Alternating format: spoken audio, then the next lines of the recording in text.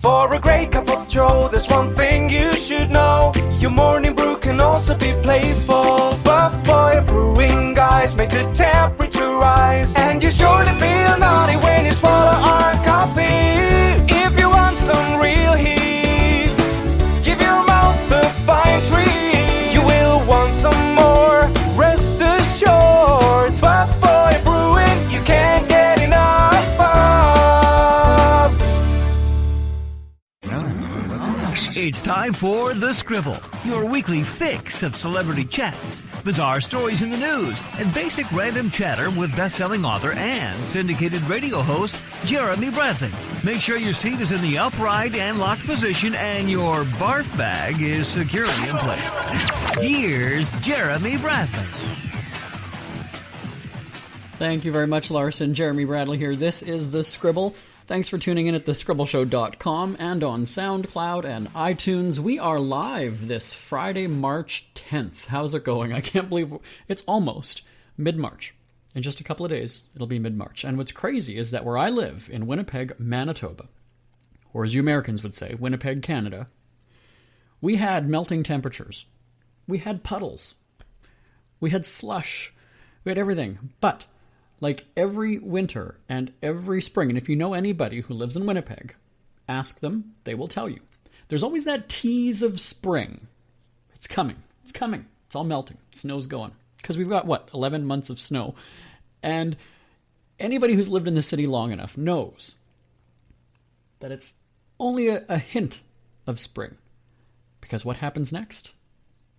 Minus 25 degrees. For you Americans, it's probably close to minus 25. Or, huge dumping of snow. So when we were in Yukon, you heard that here on the podcast last week, everybody thought, because we're up by Alaska, that it's going to be freezing, and why would you go there at the end of February? That's nuts, it's crazy. It was actually, believe it or not, milder than the prairies of Canada. And if you don't know where Winnipeg is, it's right above North Dakota. And I couldn't believe how mild it was. So then to come back, and I'm like, hey, you know what? I just had some nice melting temperatures. I had a cottage out in the lake looking at the mountains. Come back. And then freezing. Now, what happened was because there was slush everywhere and things were melting, when all of a sudden there was a cold snap, the city is like a big skating rink. Or as you Americans would call it, an ice skating rink. And just everything is ice everywhere. And so there's a part of me going, why? Why? It makes me actually want to fly to northern Canada again, where the weather is so much nicer. It's really weird how things work, I gotta tell you. It was interesting, too, when I got to Yukon. We were covering the Sourdough Rendezvous Festival, if you recall. You can check that out at winter.jbonair.com. I was told by our friends there, you know what? You're going dog sledding, you're doing all these things, you need very warm winter clothes. And I said, you know what? I'm from Winnipeg, grew up in Winnipeg, born and raised in Winnipeg. I can handle minus 2, minus 5 degrees Celsius. It's not bad. It's really not bad. So I get off the plane. I'm picked up at the airport by my wonderful tourism colleague there. And he looks me up and down and says, we need to get you some winter clothes. And I said, this is my winter clothes. It's very bizarre because here's the deal. Growing up in Winnipeg, we have the biggest parkas you can imagine. We have all of that good stuff because winter lasts, it legitimately does last about a good 5 months, maybe 6. Let me see. November, December, January, February, March. Well, no, okay, at least 4 or 5 months anyway.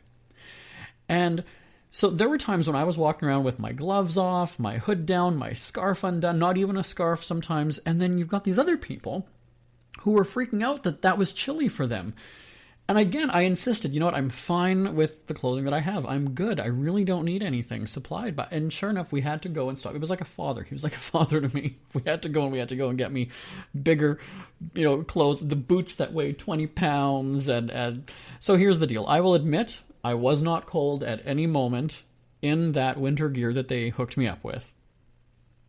But I also didn't need it. I don't feel that I needed it. So anyway, if you've been to Yukon, I would love to hear your thoughts because this was my first time there in the winter. We were there taping 2 shows previously in the summer, once for the Dawson City Music Festival, where I emceed part of the event, and then we were there just on a general tourism show. So this was the first time in winter, and I got to say, there was very little snow. It was just beautiful.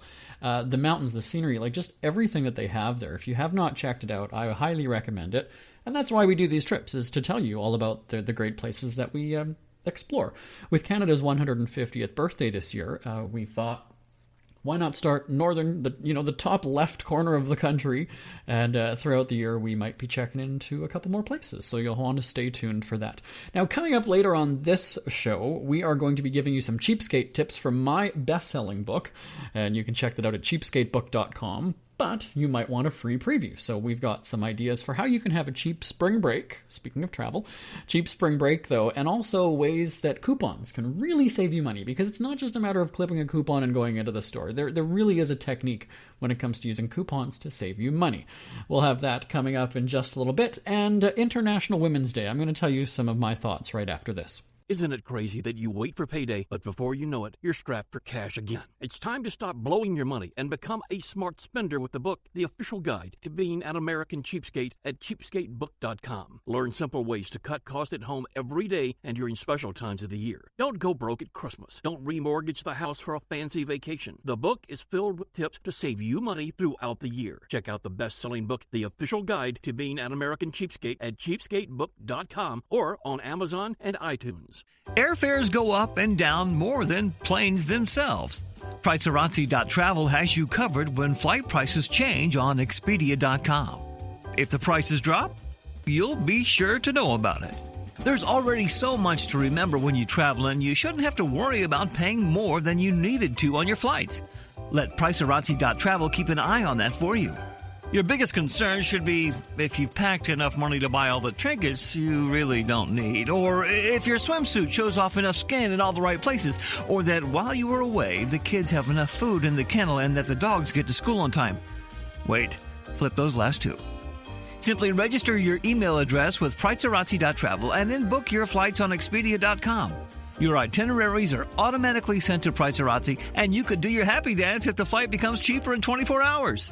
Better yet, you could actually end up flying for free. And who doesn't love free, right?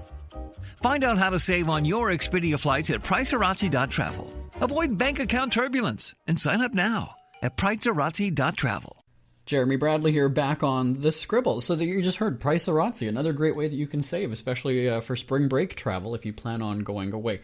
Earlier in the week, International Women's Day, right? You probably heard about it. You probably saw all the hashtags, all the campaigning, the I am woman, hear me roar kind of stuff. So the Prime Minister's wife, the Prime Minister of Canada, his wife, Sophie Gregoire Trudeau, she was trying to post an empowering statement on social media. It was on Instagram, and it actually blew up in her face. Now, I'm going to read to you what her post says. It's a little bit long, so just bear with me. Are you ready to ignite change? This week, as we mark International Women's Day, let's celebrate the boys and men in our lives who encourage us to be who we truly are, who treat girls and women with respect, and who aren't afraid to speak up in front of others. Take a picture holding hands with your male ally and share it on social media using the hashtag #TomorrowInHand. Together we can create a movement that inspires more men to join the fight to build a better tomorrow with equal rights and opportunities for everyone. Because, and then hashtag equality matters. And so this is blown up in her face. And there's actually been a lot of Canadian politicians also going and saying, you know, this is a day about women. Here's one person. Happy IWD. Is it all about JT? Meaning Justin Trudeau. Another person. I've never had to have my hand held. Here's a doctor who says, Sophie Gregoire Trudeau wants us to take pics holding hands with male allies for IWD, but I'm just going to post a selfie of my bitchiest face. It's so funny because, you know, she means well, right? The whole intent is there. I get it. But people just jump on things these days. You've seen it. If you're on social media, you know what I'm talking about. It's just, you can't say anything. And if somebody disagrees with you, boom, jump on you right away. It's very strange. So her message was well-intentioned, I know. But at the same time, do people have a point? If it's International Women's Day, why was her entire message about men holding their hand, supporting the men?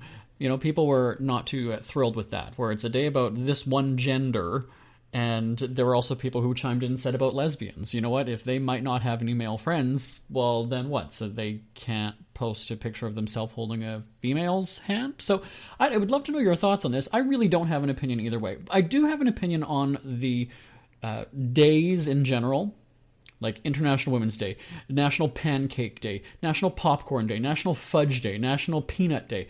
Every day is a thing now.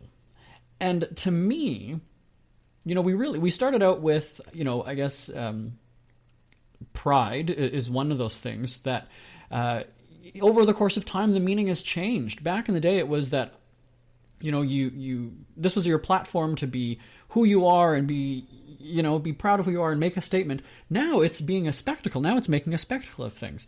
I've only gone to 2 prides. We covered both of them for our radio shows. And one of them was in Jasper, Alberta, and it was very laid back and subdued and family-oriented and family fun, and there was activities. There was really nothing sexual about it. It was just playful. The other one was in Puerto Vallarta, Mexico, where it was very sexually charged. It was lots of skin. It was, you know, overly sexual, I would think, in terms of what your actual message for this type of event is supposed to be. And so International Women's Day, again, is this just another one of those days that gets lost into the mix of everything? Because quite honestly, you know, I'm somewhat tuned in to trends and social media, not entirely. I don't want to set it up that I know everything that's happening on social media. I didn't know it was International Women's Day until that morning when I just started to see posts online. So for me, you could say that it's sexist of me not to know that, or, you know, whatever. I really don't care what you think, but it's one of those things where I wasn't anticipating it. I wasn't looking forward to it. I don't know anybody that was like, you know, it's Christmas tomorrow. Oh, it's International Women's Day tomorrow. I think it's just one of those things that you wake up and go, okay, this is what the day is. So does it have this significance? It probably does to a lot of people, and I totally respect that. But at the same time, there's National Watermelon Day, there's National this day, there's National, like, everything. So then you just get lost in this mix. I've seen these websites that show you, there's a calendar basically, and it shows you what every day, and it's truly, I didn't look through every single day of the year, but I swear to you, it's almost literally every day of the year is a day. You know what I mean? Day in quotation marks. So at that point, they're not special events. They're nothing significant. It's just, okay, what stupid thing are we celebrating today? Not to say that International Women's Day is something stupid to celebrate, just as I'm not saying Pride is something stupid to celebrate, or Black History Month, or any of those things. They all have their meaning. They all have their purpose. But with there being some type of recognition or even celebration every day, are these things that special? Or does the meaning get washed over because they just blend in with all of the other days? That's my point. Would love to hear your thoughts. Send me an email, live@jbonair.com, live@jbonair.com, or tweet us up on Twitter. Tweet on Twitter at The Scribble Show. That's our handle, at The Scribble Show. Would love to know your thoughts. Now, on that subject of women's equality and women's rights and everything, The Bachelor is wrapping up on Monday. Wow, what a train wreck of a season. If you haven't been following my live tweets on Monday, I highly recommend you follow me at Jeremy D. Bradley. Jeremy D. Bradley. Because I live tweet every Monday. And this week with the 3-hour broadcast, I was just like, oh my god, Women Tell All was nuts. These girls are crazy. It's just funny. So, you know, I do have emotional intelligence. If you watch the show, you know what I'm talking about. But definitely follow along. Would love to have you chiming in during finale night on Monday. Because, yeah, it's at this. I don't care for Nick. I really have no interest in him. He's a regular failure of reality TV. When that one dad was asking him during a hometown visit, you know, like, what does he see himself doing after this? He's going to be doing the Bachelor circuit for as long as he can milk it. That's what most of those losers do. Seriously. At Jeremy D. Bradley. We're going to take a break. Remember, we've got some cheapskate tips coming up right after this. Ever had something to get off your chest but never had the balls to say it? That's a load of crap. Speak Free with JB.com is exactly what you've been waiting for. Your chance to tell it like it is and not care what anybody else thinks. Have your say on issues of the day. Join newspaper and radio columnist Jeremy Bradley as he tells it like it is. Hundreds of thousands of people have stopped by, including some well-known celebrities who have had a chat with JB and speak candidly about what's really going on in the world. You can join them too. Have a rant or a rave. Be brave and head on over to www.speakfreewithjb.com now. Who are the Kardashians feuding with now? What did that little thug Justin Bieber do this time? Who's getting hitched? And who's headed for Splitsville?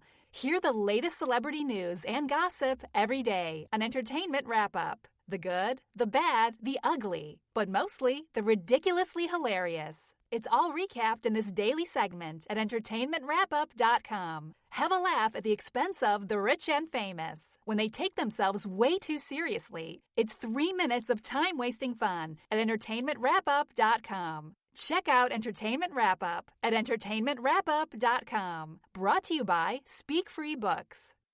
Cheapskate Checkpoint on the Scribble. Brought to you by cheapskatebook.com. If you're a stupid spender, become a genius saver at cheapskatebook.com. Here's best-selling tight-ass Jeremy Bradley. You freak. With the kids on spring break, there's going to be lots of time to fill. A whole week of energetic children wanting to do as much as they can until school starts again. But if you are on a budget, finding activities for the youngsters might seem like a daunting task. Here are some ideas to make sure spring break doesn't make you go spring broke.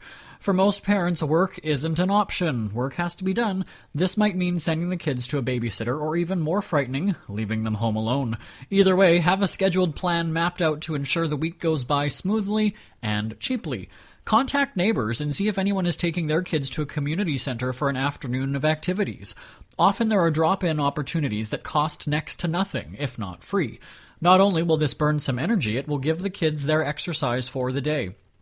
Maybe get a group of kids together to come up with a dance routine. If someone has a camera phone or a camcorder, make a music video and have the gang dress up and create a storyline for the video. If they are old enough, perhaps introduce a basic video editing program to complete the final project. Yes, there are free programs out there. And if you approve of getting screen time, YouTube surfers love cute videos of kids, and with the internet, who knows where your talent will be discovered and which talk show or celebrity will give the group a platform to launch them into superstardom. Hey, you've heard of Justin Bieber, right? Create activities around the house. Put together a scavenger hunt of household items. Create a list of clues to the secret items and put a sticker on the bottom or back of each one so the kids know when they've found the right thing. You can even put letters on them to spell out a secret word, maybe the family's last name or a pet's name.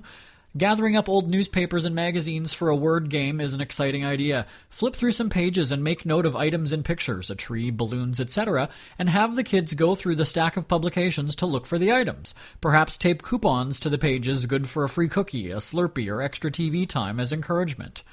As much as parents want the kids to stay off the computer, it can also be a creative distraction, using a drawing program to create a family logo or a welcome sign for the house.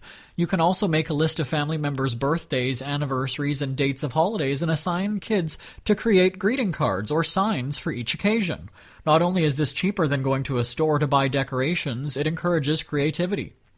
Depending on the age of the children, there are always animal shelters, seniors' homes, and charities looking for volunteers. Inquire about opportunities to have the kids give back to the community and help out those needing a hand. This will also teach them an important life lesson about being an outstanding citizen in the neighborhood, and it looks great on a resume. After volunteering, kids might look forward to good spring cleaning to donate. After volunteering, kids might look forward to a good old spring cleaning to donate old clothes or toys to area organizations. Talk about killing two birds with one stone. The important thing to keep in mind is creativity does not have to cost much. Sometimes it is the unconventional activities that are more fun. You'd be surprised how much more kids appreciate the activities when they know the parents did all the planning to make them feel special. It's never too early to start thinking about your next holiday. Have you checked out Mexico recently? From tequila tasting, swimming with horses, to ziplining through the jungle and watching whales and dolphins in their natural habitat, Puerto Vallarta has it all. Visit mexico.jbonair.com to see all the fun PV has to offer. That's at mexico.jbonair.com for hundreds of photos, interviews, and videos from around the tourist hotspot. Check out mexico.jbonair.com for all the fun. That's mexico.jbonair.com. Cheapskate Checkpoint on the Scribble. Brought to you by cheapskatebook.com. If you're a stupid spender, become a genius saver at cheapskatebook.com. Here's best-selling tight-ass Jeremy Bradley. You freak. Your salary isn't going up, but the cost of gas and groceries is. What do you do? The kids have to eat and you have to get to work. Aside from starving yourself to ensure you can feed your children, there are things to consider when hitting the supermarket. What I did first when I moved out on my own was load up on groceries and fill the fridge and cupboards. I was an ambitious grocery shopper, only to have much of the food go to waste since I didn't eat it fast enough. Now I make sure I eat everything in the kitchen before shopping for more. It is easy to have a freezer full of food and go shopping for more when you still haven't eaten what you bought weeks ago. Damn those cravings, hey? I make sure there's no food in the freezer when I visit the store. This forces me to eat what I already bought, but also punish me for buying the things I did not want to eat in the first place. And I'm too stubborn to throw out perfectly good food, so I am bound to eat it anyway. With the cupboards bare and the fridge echoing when you open the door, it is the perfect time to stock up. Coupons, coupons, coupons. 50 cents here, buy one get one free there. It adds up over the course of a year. Think about it. If you grocery shop once per week and use 5 coupons and you save $5 every time, that's a savings of $260 over the course of a year. It might not seem like much, but once you get into the habit of saving, you'll be excited about finding the latest deals so you can hang on to your money. Now, when it comes to coupons, it's worth asking if a store will accept a competitor's coupons. Lots of stores match a competitor's price, but what about accepting the competitor's coupons? Ask around and you'd be surprised how many stores will do it. Grocery stores often run the same specials on a rotation. If crackers were on sale last week, chances are if you wait a few more weeks you'll catch another great sale, if not the exact same one. A lot of times we are enticed to buy in multiples. You've seen the signs. 2 for $5. But if you don't need 2, find out if the individual price is still discounted. Oftentimes it is. Most of the time the store is banking on you getting suckered into buying more, but now you know better. Buying items on sale and storing them, freezable items, canned goods, will benefit you in the long run. When cans of soup are on sale, I stock up even though I don't eat soup very often. But when I get sick, I know I will have food to get me through the tough time. Fresh chicken can be expensive, but buying a big box of frozen chicken breasts can be much cheaper. Taking it one step further, if the store sells a bag of frozen chicken breasts, look for a larger box of it. I recently saw a 2-kilogram bag of chicken breasts for $22. Just down the aisle on a bottom shelf was a white box with no flashy label or packaging. It was a 4-kilogram box of the same thing for $26. I got double the amount of chicken for an extra $4. Thankfully, I love chicken, so it's not that I was buying a larger quantity simply because it was cheap. Now watch for markdowns. Just the other day at the store, I noticed big blocks of cheese were marked down. I checked the best before date and it was 2 months away. I asked the cashier why it was marked down and she said it was an overstock shipment and they tossed it in the dairy case to be cleared out. I saved $4 on it because the store had too much. Make it yourself. As I already mentioned, ordering a pizza or even buying a ready-made pizza can set you back a fair bit. Buying your own fresh ingredients can be cheaper. Making a vegetarian pizza and having the leftover veggies used with dip the next day is making the purchase last longer than the one pre-made pizza you bought from the store. How often do you get the craving for a juicy burger or fries from a fast food joint? It happens to me all the time. But getting a big bag of potatoes and making the fries yourself is fun and cheap. Whether you get a fry cutter or slice up the taters by hand, you can have a lot more and pay a lot less. If you boil the oil on the stovetop or have a deep fryer, you can easily replicate the fast food feel by taking a bit of extra time to make it yourself. I also asked around about people's daily habits. That kick of coffee to jumpstart your morning seems to be a common trend. Fortunately, I am not a coffee drinker. I've actually never had a sip of coffee in my life. But that fancy $4 Java in the morning adds up to roughly $1,000 per year with a stop at the store on the way to work in the morning. With most grocery stores selling actual coffee to grind yourself, that can be a cheaper alternative to get your fix. I will admit, however, that I'm addicted to fruit smoothies. Fortunately for me, juice bars are popping up everywhere. I justified spending $5 or $6 a drink on these things, but quickly realized I knew nothing about what they were actually making me. I knew they said the fruits were in it, but rarely did I see them putting anything other than scoops of frozen stuff into the blender. The grocery store's freezer section is a haven of frozen fruits and veggies just waiting to be blended into a homemade creation. I bought a $10 blender that has 2 travel mugs with lids and a 6-pound bag of mixed fruit. For the $12 bag of fruit, I ended up getting nearly 2 weeks of morning smoothies. Like I said before, I'm not much of a cook, and I used to be the type of person who would just buy it already made because it was easier. After getting beyond that reluctance, it actually became fun to create new flavors, and I knew there was no sugar or gross additives in the drink, and it was 100% healthy. There's a growing number of bottled water products on store shelves. There are entire stores that sell water. Here's another admission from me. I was a water snob who insisted on having a water cooler and wouldn't drink tap water. I would have 4 jugs of water delivered at a cost of just over $30. People said I was crazy, but I figured I was better than them since I wasn't drinking that disgusting tap water. When I felt the financial pinch in my pocketbook, my water ordering stopped and the cooler went dry. Adding to my reassurance that tap water is okay was a visit to my parents' house. My mom offered me a bottle of water, not a brand name, just a random no-name product, and it tasted no different than tap water. At the time, I told her to buy a water cooler since it was cheaper and produced less waste by not having to get rid of the little plastic bottles all the time. With a little bit of thought, I realized that it wasn't the water cooler that made the water taste different, it was just the mentality. I also had an idea for those empty water bottles to be reused instead of getting shipped away and recycled. After thoroughly washing them, fill them with water and keep them in the fridge. When you have company over and they ask for a bottle of water, get it for them and twist off the cap while talking at the same time so they don't notice it didn't make that new bottle cap opening sound. In the case of my mom's bottled water, it could very well have been tap water just disguised in a commercial product bottle. Know how much you are buying and prepare accordingly, meaning bring enough shopping bags and also ensuring you have enough space for everything you buy. It's happened before where my small freezer was already full and I showed up with more stuff and had to quickly eat a bunch of things just to make room in the freezer. But if you use the empty kitchen technique where you only shop when you have no groceries, this shouldn't be a problem. Make your list, check it twice, bring a calculator. Smart shopping saves you money. We hear you chirping. Get scribbling. Tweet up the Scribble at The Scribble Show. Join the discussion with Jeremy Bradley. It's all going down right now on Twitter at The Scribble Show and at thescribbleshow.com. That's right, follow along on the Twitter. Jeremy Bradley here back on The Scribble. Catfish is the show on MTV where Neve Schulman and his friend Max go and bust a bunch of people who are pretending to be other people online, right, to either meet or start a relationship with somebody. I used to enjoy the show, and Neve was on our radio program as well. He was a surprise guest one week, so I'm not knocking the show because I found it endlessly entertaining for a few years. What I find now is that there's constantly sort of like a twist to the stories now. It's not just like a standard, okay, there's some sort of a difference.